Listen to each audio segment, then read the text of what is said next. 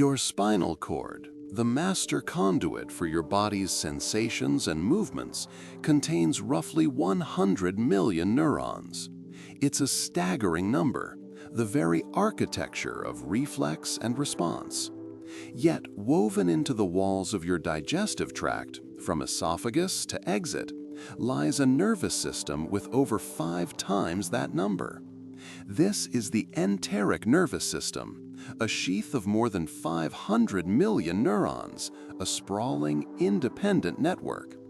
It's often called the second brain, but that simple label belies a far more ancient and autonomous origin. In the 19th century, anatomists Leopold Auerbach and Georg Meissner, working separately, stained and studied slices of intestinal tissue under microscopes. They expected to find simple wiring, but instead discovered organized clusters of nerve cells, ganglia, arranged in 2 distinct functional layers. Auerbach's plexus, the outer layer, sits between the gut's muscle walls, a general contractor managing the powerful rhythmic contractions of peristalsis. Deeper within, Meissner's plexus fine-tunes chemical secretions and local blood flow, managing the microenvironment of digestion. They had unknowingly mapped the command centers of a brain hiding in plain sight. The crucial question was whether this system was merely a relay station for the brain. The vagus nerve, a massive cranial nerve, connects the brainstem directly to the gut. For a long time, it was considered the puppet master's strings. Yet early experiments yielded a shocking result. When the vagus nerve in an animal is completely severed, the gut does not fall silent or still. It continues its complex digestive ballet, sensing the contents, propelling them forward, and organizing secretions all on its own. This was proof that the ENS can function with complete independence. This autonomy is chemically possible because the gut brain speaks the same language as the one in your head. It utilizes a library of over 30 neurotransmitters, identical to those used by the central nervous system. This includes dopamine, acetylcholine, and most notably, serotonin. An estimated 90% of your body's entire supply of serotonin is produced and used within your gut. Here, its primary role isn't regulating mood, but rather initiating reflexes, controlling muscle tone, and modulating sensation within the digestive tract.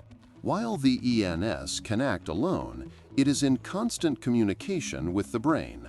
But the flow of information is not what you might assume. Roughly 90% of the nerve fibers in the vagus nerve are afferent, which means they carry signals from the gut to the brain. It's an upward cascade of information. Your second brain is constantly sending intelligence reports on the nutrient profile of your last meal, the presence of toxins or harmful bacteria, and the general state of the inflammatory environment. It is less of a servant and more of a deeply embedded field agent. The brain translates this torrent of data from the gut into our most primal sensations, the very origin of a gut feeling.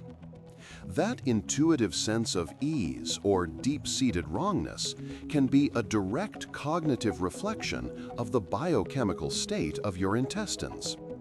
And this conversation is not private. It is moderated by trillions of guests. The gut microbiome, the bacteria living within you, can produce their own neuroactive compounds. These microbial metabolites can directly stimulate the vagus nerve or influence your own gut cells, effectively changing the entire content of the report being sent to your brain. The enteric nervous system does not compose poetry or ponder philosophy. It isn't a seat of consciousness. It is a dedicated, hyper-specialized co-processor for one of biology's most dangerous and essential tasks: deconstructing the outside world and rebuilding it as you. It manages a chaotic chemical reactor teeming with foreign organisms, absorbs nutrients, and repels invaders, all while its constant status reports subtly influence your mood, stress levels, and even your decisions. The nervous system in your spine helps you navigate the world. The one in your gut builds you from it. Monotony has grown fast.